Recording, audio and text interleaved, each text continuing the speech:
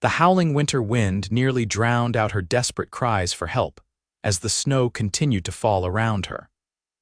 Lillian Vaughn had never imagined her journey west would end like this alone and slowly disappearing beneath the merciless white blanket of a Wyoming blizzard in the winter of 1874. Her fingers had long since gone numb, and consciousness was slipping away when she heard the distant sound of hoofbeats cutting through the howl of the storm. Jake Anderson had been tracking a lost calf when the blizzard hit, forcing him to seek the quickest route back to his homestead. The faint sound that caught his ear might have been the wind playing tricks, but something pulled him toward it. Through the curtain of white, he spotted what appeared to be the crown of a woman's hat, barely visible above the drifting snow. "Hello," he called out, dismounting from his horse. "Is someone there?" a weak voice replied, almost carried away by the wind. Jake trudged through the knee-deep snow, his spurs catching with each labored step. When he reached the spot, he found a woman buried in snow up to her knees, the drifts continuing to pile higher around her slumped form. Without hesitation, he began digging with his gloved hands, scooping away the snow until he found her hand ice-cold and pale as the snow itself. "Stay with me," he urged, continuing to dig until he could pull her free. "I'm going to get you out of here." Lillian's eyes fluttered open, her vision blurry as she made out the silhouette of a man against the white sky. "Thank you," she whispered, her voice barely audible over the wind. Jake worked quickly, freeing her from her frozen prison and lifting her onto his horse. He mounted behind her, holding her steady with one arm while gripping the reins with the other. "My ranch isn't far, we'll get you warmed up." As they rode through the blinding snow, Lillian drifted in and out of consciousness, aware only of the strong arm around her waist and the steady rhythm of the horse beneath them. Jake kept talking to her, his deep voice cutting through the haze of cold and exhaustion. "Stay with me, madam." "What's your name?" he asked, trying to keep her alert. "Lillian," she managed to say through chattering teeth. "Lillian Vaughn. I'm Jake Anderson. You're going to be all right, Miss Vaughn, I promise." Jake's homestead appeared through the wall of white, a modest but sturdy cabin with smoke rising from the chimney. He had never been so grateful to see it. With careful movements, he dismounted and lifted Lillian from the saddle, carrying her toward the door. Inside, the warmth of the fire hit them immediately. Jake laid Lillian on the bearskin rug near the hearth, then hurried to stoke the flames. She was shivering violently, her lips tinged blue.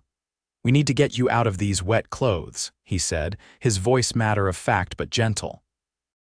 "I have some dry things you can wear." Lillian nodded weakly, understanding the urgency of the situation outweighed propriety.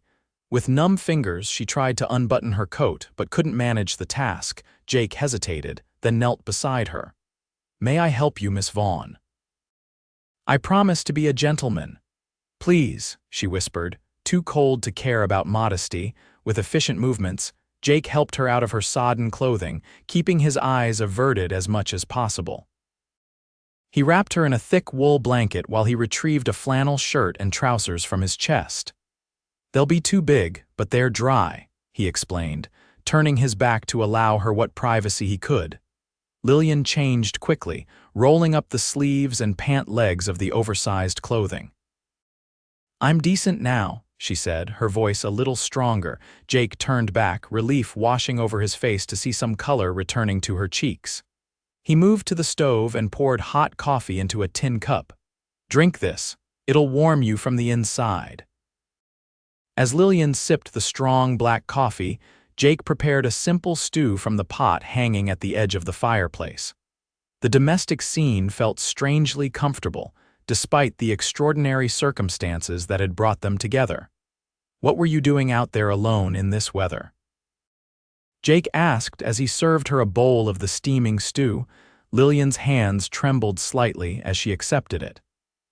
"I was traveling to Sweetwater to take a position as a schoolteacher. The stagecoach broke an axle about 5 miles back.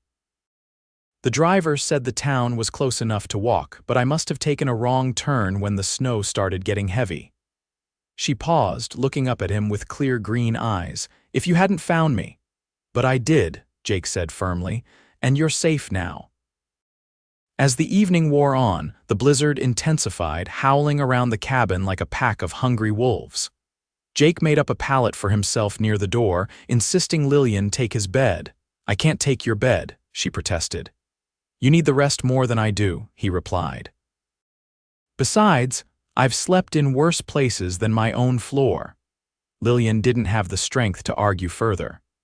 As she settled into the surprisingly comfortable bed, she found herself studying her rescuer in the firelight. Jake Anderson was tall and broad-shouldered with a strong jawline softened by kind eyes. His dark hair curled slightly where it met his collar, and his hands, though rough from work, had been gentle as he'd helped her. "Thank you," she said softly, "for saving my life today." Jake looked up, his expression solemn. "Anyone would have done the same." "No," Lillian countered. "Not everyone would have heard my calls in that storm. Not everyone would have stopped to look." She pulled the blanket closer around her shoulders. "I believe God sent you to me today, Mr. Anderson." A small smile touched Jake's lips. "Then I'm glad he did, Miss Vaughn." Morning brought clear skies and a blinding white landscape. Lillian awoke feeling remarkably better, though her muscles ached from her ordeal. The cabin was empty, but a note on the table informed her that Jake had gone to check on his livestock and would return soon. A pot of coffee waited on the stove. She had just poured herself a cup when the door opened and Jake entered, bringing with him a blast of cold air and sunshine. "You're looking much improved," he remarked, stamping snow from his boots. "I feel it," she replied, "though I fear I've imposed on your hospitality far too long already." Jake hung his coat on a peg by the door. "Miss Vaughn, there's 3 feet of snow out there and the trail to town is completely blocked. I'm afraid you'll be imposing for at least a few more days." Lillian's eyes widened. "Days, but my position I was expected yesterday." "I'm sure they'll understand given the circumstances," Jake said, pouring himself coffee. "No one travels in weather like this. The schoolhouse won't be going anywhere." Reluctantly, Lillian accepted the situation. "Then I insist on making myself useful while I'm here. I may be a city girl, but I know how to cook and clean." Jake's expression softened. "I won't turn down the offer of a home-cooked meal. Been living on my own cooking for too long." That afternoon, Lillian took inventory of Jake's modest pantry and set about preparing a proper meal. The simple act of cooking in his kitchen created an unexpected intimacy between them, a domestic partnership born of circumstance. As they sat down to eat, Jake studied her with open curiosity. "Where are you from originally, Miss Vaughn?" "Boston," she answered. "But after my parents died last spring, there was nothing keeping me there. I saw an advertisement for teachers needed in Wyoming territory and decided a fresh start was in order." "That's a brave decision for a woman alone," Jake commented. Lillian smiled slightly. "Perhaps. Or perhaps just desperate. What about you, Mr. Anderson? Have you always lived here?" Jake shook his head. "Born in Pennsylvania, came west after the war, worked as a ranch hand until I saved enough to buy this place 3 years ago." He gestured to the small cabin and the land beyond. "It's not much yet, but it's mine." "It's wonderful," Lillian said sincerely. "There's something honest about building a life with your own hands." Their conversation flowed easily as the evening progressed, discovering shared interests in books and music. Jake revealed a surprising knowledge of literature for a rancher, explaining that reading helped pass the lonely winter evenings. The next morning, Jake taught Lillian how to tend the fire properly and explained his daily routine. "I need to check the cattle in the north pasture. They'll have gathered in the sheltered valley, but I should make sure none are stranded." "Could I come with you?" Lillian asked impulsively. "I'm feeling much stronger today and I'd like to see your land." Jake looked uncertain.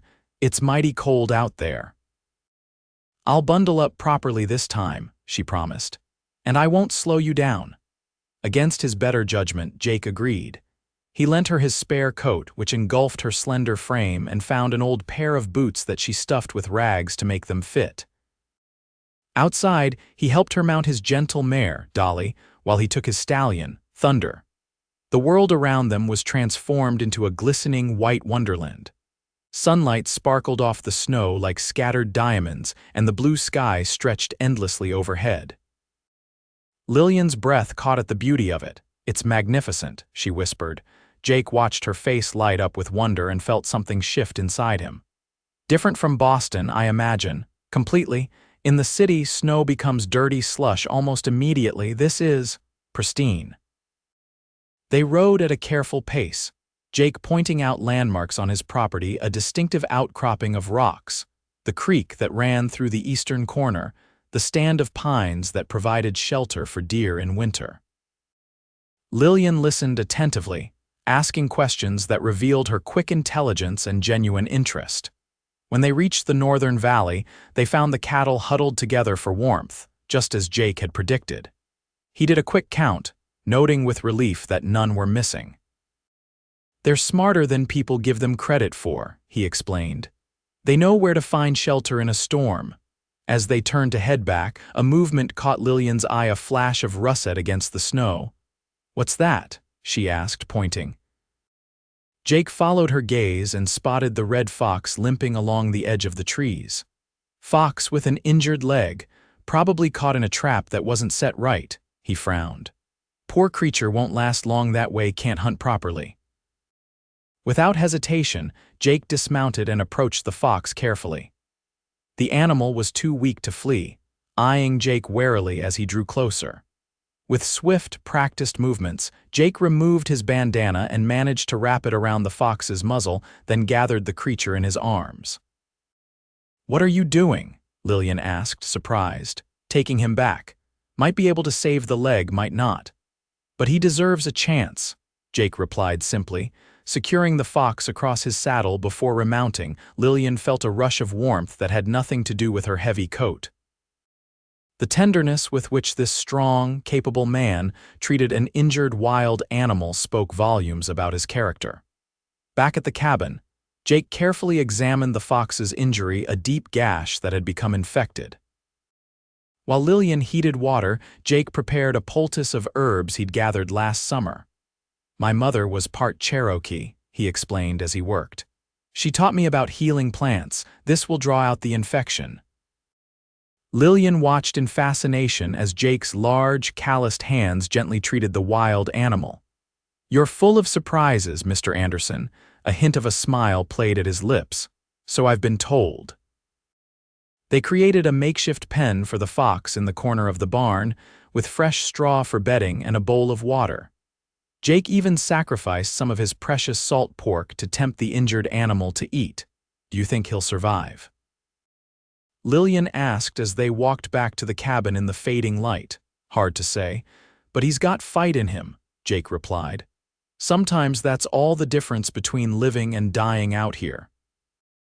That evening, as they sat by the fire, Lillian found herself studying Jake's profile in the flickering light. There was a quiet strength to him, a self-assurance that came from facing the wilderness on its own terms and surviving. Yet there was gentleness too, evidenced by his care for the injured fox. "Tell me about your parents," she said softly. Jake was silent for so long that Lillian thought he might not answer. Then, slowly, he began to speak. "My father was a blacksmith, hard-working man, honest to a fault. Met my mother when he traveled west to visit his brother. She was gathering plants by a stream, and he said she was the most beautiful woman he'd ever seen." A fond smile touched Jake's lips. They scandalized both their families by marrying, but they were devoted to each other until the end.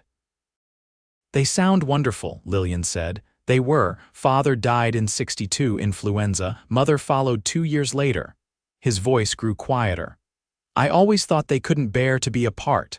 Lillian's heart ached for the loneliness she heard in his voice. "And you came west after that?" Jake nodded. "After the war, there was nothing left for me in Pennsylvania. Thought I'd make a fresh start like you." He looked up, meeting her eyes. "What about your parents?" Lillian twisted her fingers in her lap. "My father was a professor at Harvard. My mother taught piano. They were proper Bostonians, I suppose you'd say. They had great plans for me, a suitable marriage, a comfortable life in society." She sighed. They never understood my desire to do something meaningful with my life. Teaching is meaningful work, Jake observed. Yes, but they couldn't understand why I'd want to teach common children when I could be hosting dinner parties and attending balls. Lillian's smile was tinged with sadness. We were arguing about it the day before they were killed in a carriage accident. That's my deepest regret, that our last conversation was an argument. Jake reached across the space between them and covered her hand with his. They knew you loved them. That's what matters in the end. The simple touch of his hand on her sent warmth spreading up her arm. For a moment, neither spoke, connected by the shared understanding of loss. Days passed, falling into an easy rhythm. Each morning, Jake would tend to his livestock while Lillian prepared breakfast. They would check on the fox together, pleased to see the animal gradually improving. During the day, Lillian helped with whatever tasks she could around the cabin, while Jake cleared paths through the snow and repaired equipment in preparation for spring. In the evenings, they would talk for hours by the fire, sharing stories of their past and dreams for their future. Jake spoke of his hopes to expand his herd and eventually build a larger house on the property. Lillian described her vision for the school in Sweetwater, where she wanted to create a place of learning that would prepare children for a changing world. Neither mentioned the growing attraction between them, though it was present in every shared glance, every accidental touch of hands as they passed dishes at dinner, every quiet moment by the fire.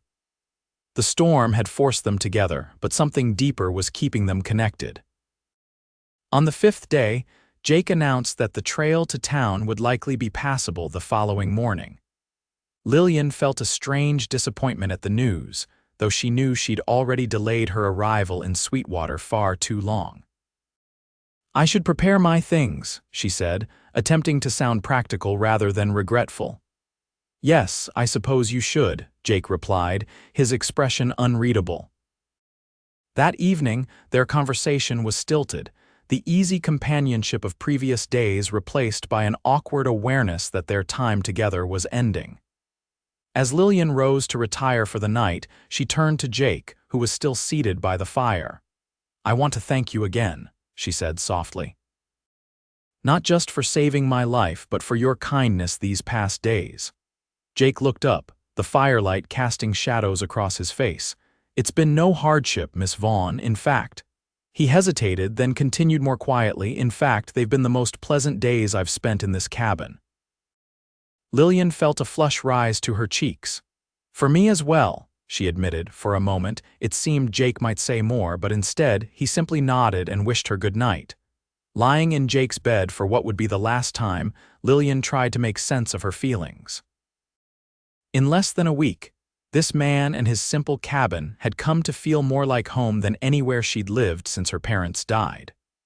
The thought of leaving for Sweetwater tomorrow filled her with a sense of loss she hadn't anticipated.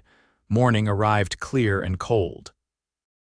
Jake had already prepared the horses by the time Lillian emerged from the cabin, dressed once again in her own clothes, which had been carefully cleaned and dried during her stay. "Ready?" Jake asked, his voice neutral. "As ready as I'll ever be," she replied, forcing a smile. Before mounting, Lillian insisted on checking the fox one last time. The animal was recovering well, already showing signs of restlessness in its confinement. "He'll be running free again soon," Jake said, watching as Lillian said her goodbyes to the creature. "You saved him," Lillian said, looking up at Jake with warmth in her eyes. "We saved him," Jake corrected her. The ride to Sweetwater took nearly 2 hours, the horses trudging through snow that sometimes reached their chests. They spoke little, each lost in their own thoughts. As they crested the final hill, the town came into view, a collection of wooden buildings straddling the main road, smoke rising from chimneys into the clear blue sky. Lillian's heart sank as they approached the town's single hotel, where she would stay until arrangements could be made with the school board. The moment of parting had arrived too quickly. Jake helped her dismount, his hands lingering at her waist a moment longer than necessary. "Well, Miss Vaughn, here we are." "Yes," she said, her voice barely above a whisper. "Here we are. Jake cleared his throat. "I should introduce you to Mrs. Wilkins at the hotel. She's a good woman, will help you get settled."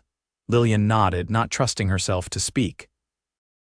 Together they entered the hotel, where Mrs. Wilkins greeted them with surprise and delight. "Miss Vaughn, we feared you'd been lost in the blizzard. The search party found the stagecoach, but there was no sign of you." "Mr. Anderson found me," Lillian explained. "He saved my life, Mrs." Wilkins beamed at Jake. "The Lord works in mysterious ways, doesn't he? Well, we have your room all ready, and the school board is eager to meet you as soon as you're rested." Jake shifted uncomfortably. "I should be going. Got chores waiting." Lillian turned to him, suddenly desperate to delay his departure. "Won't you stay for lunch at least? I'd like to repay your hospitality in some small way." Jake's expression softened. "I suppose the chores can wait a little longer." Over a simple lunch in the hotel dining room, they spoke politely of safe topics: the weather, the town, the upcoming spring planting. When the meal ended, Jake rose reluctantly. "I really must be going now," he said. "Days are short this time of year." Lillian walked with him to the hotel entrance. "Will I see you again?" she asked, abandoning pretense. Jake looked down at her, his eyes revealing emotions his words didn't express.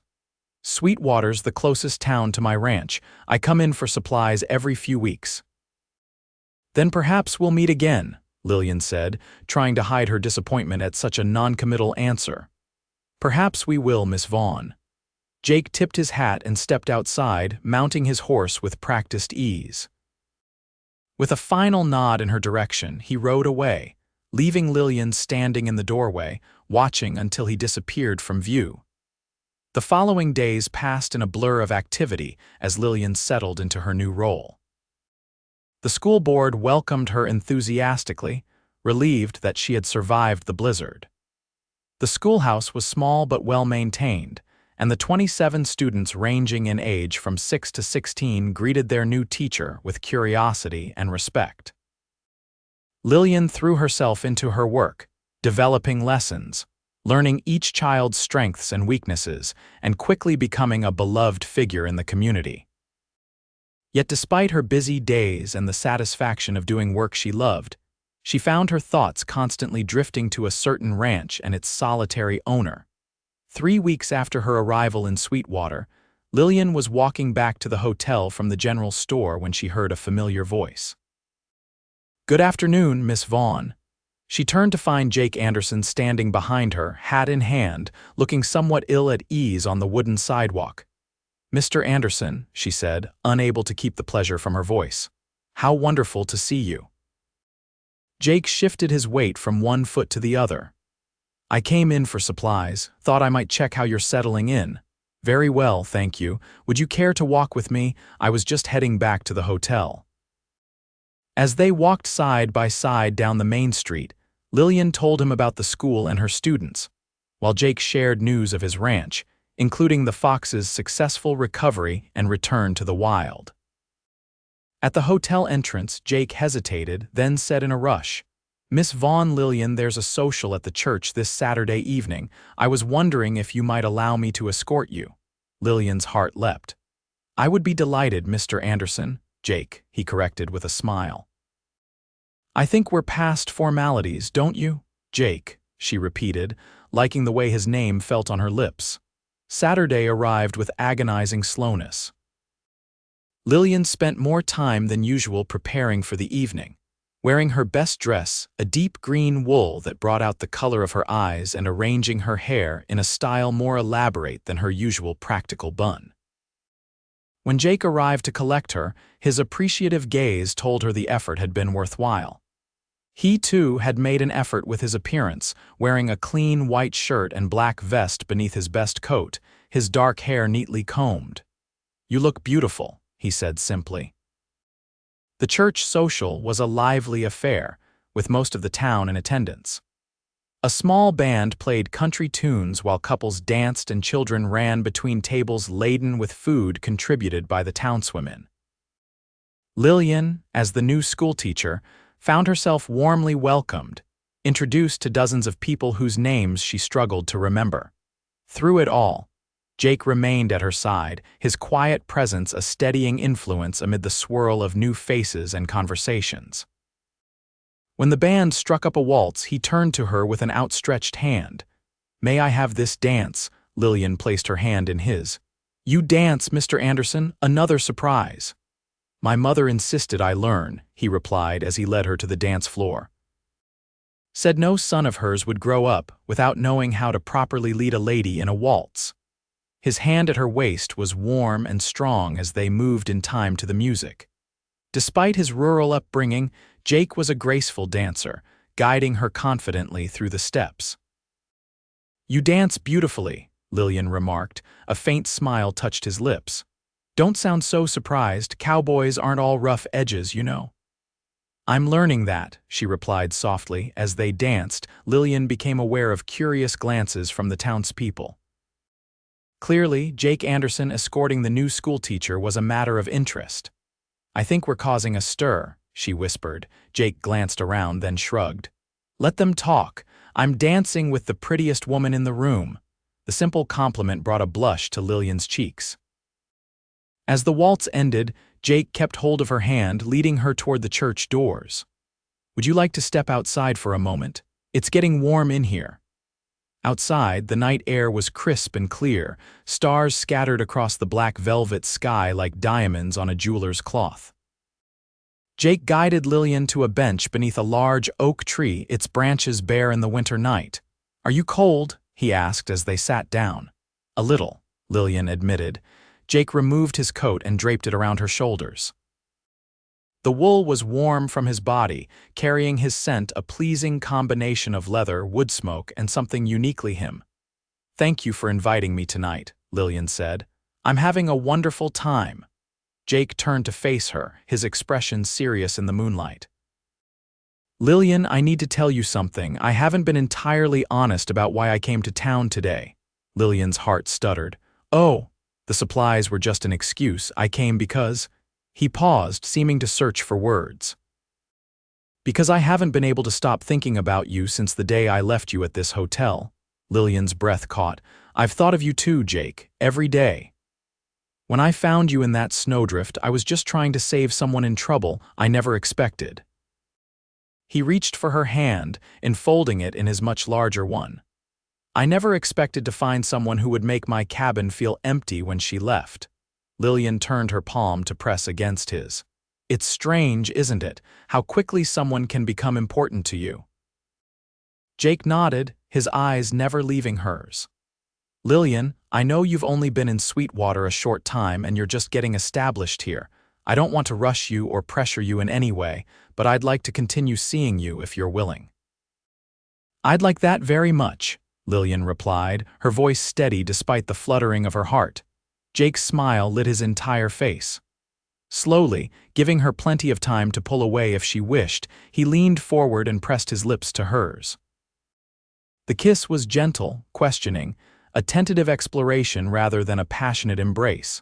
When he pulled back, his eyes searched hers for her reaction. Lillian smiled, reaching up to touch his cheek. "I believe that's the perfect way to end a first official outing, Mr. Anderson." His chuckle was low and warm. "I aim to please Miss Vaughn." In the weeks that followed, Jake became a regular visitor to Sweetwater. He would ride into town every Saturday, sometimes staying overnight at the hotel to attend church with Lillian on Sunday before returning to his ranch.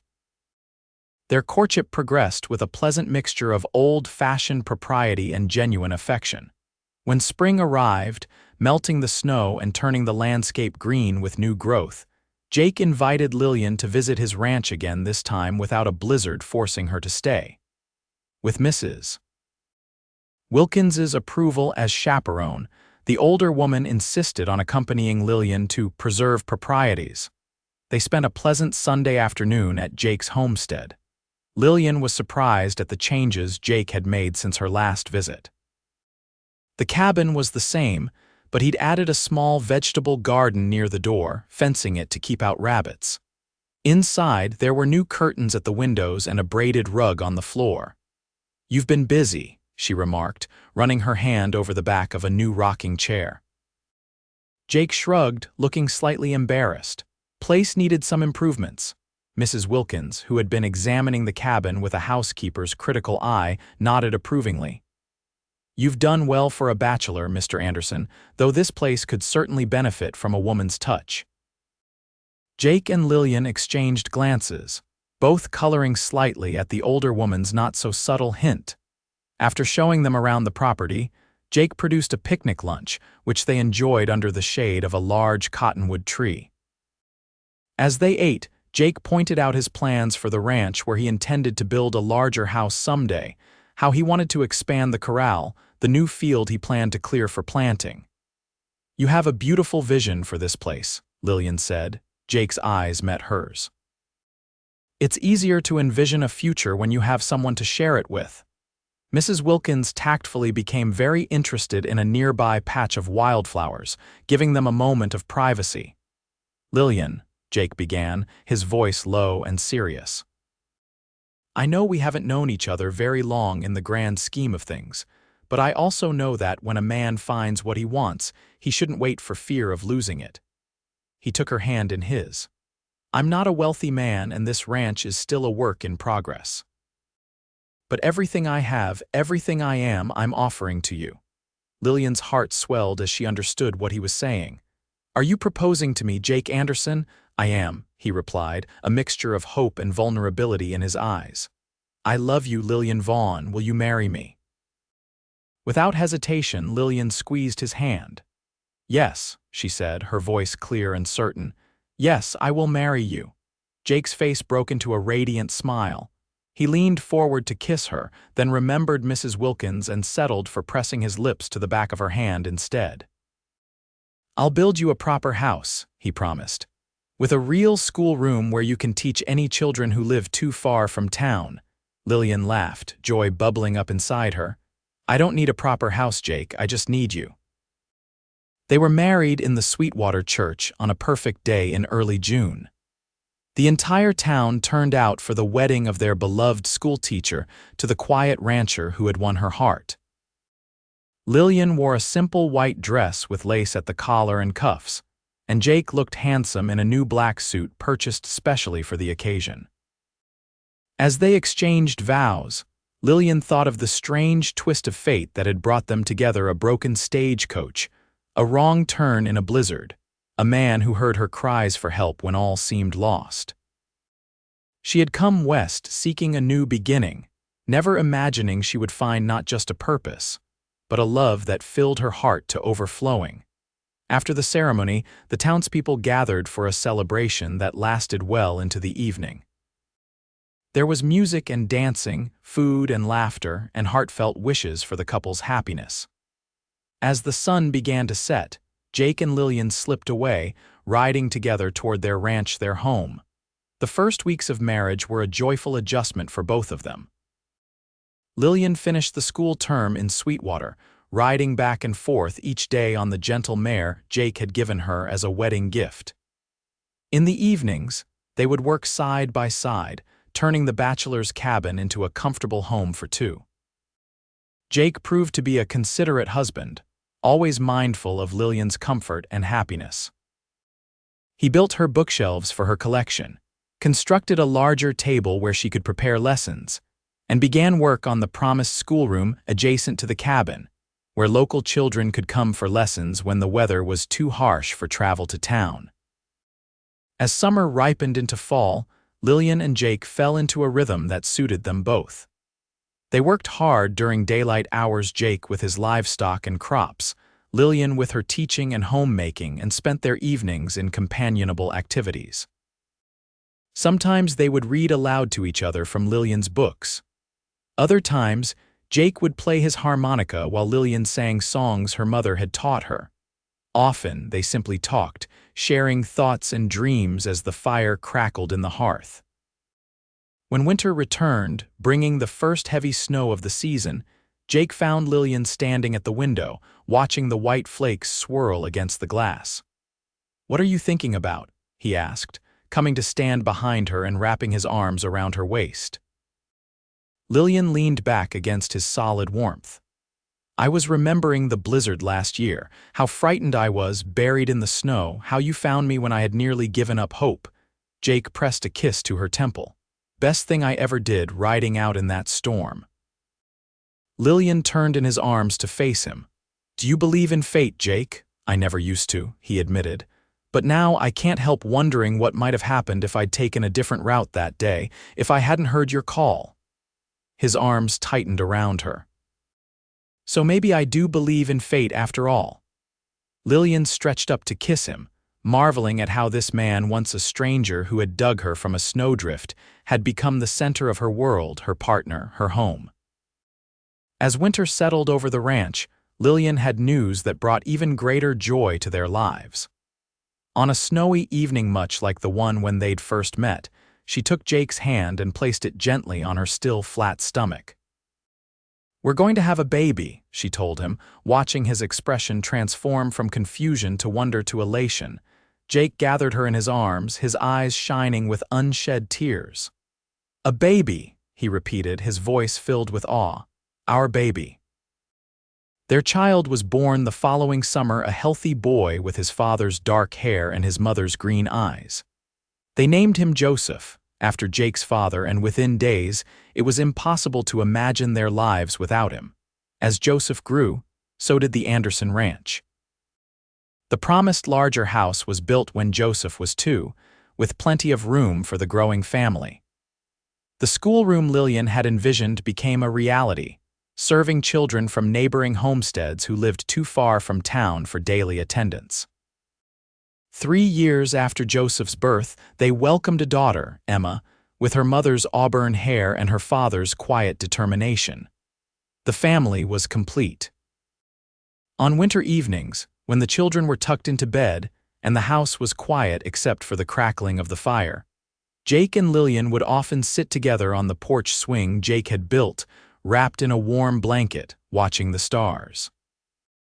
Did I ever tell you, Jake said one such evening as they celebrated their 10th wedding anniversary, that I almost didn't hear you that day in the blizzard? Lillian turned to look at him, surprised. No, you never mentioned that. Jake nodded, his expression thoughtful. I was focused on getting home before the storm got worse, but something made me stop, listen harder. It was like someone was whispering in my ear, telling me to pay attention. He squeezed her hand. If I'd kept going. But you didn't, Lillian said firmly. You stopped. You listened. You found me. And my life has never been the same, Jake finished, bringing her hand to his lips. Every day I thank God for sending me down that path, for letting me hear your voice through the storm. Lillian leaned against his shoulder, contentment warming her more thoroughly than the blanket they shared. From buried in snow to buried in love, she murmured. It's quite a journey we've had, Jake chuckled, pressing a kiss to her hair. And it's only just beginning, my love. Only just beginning.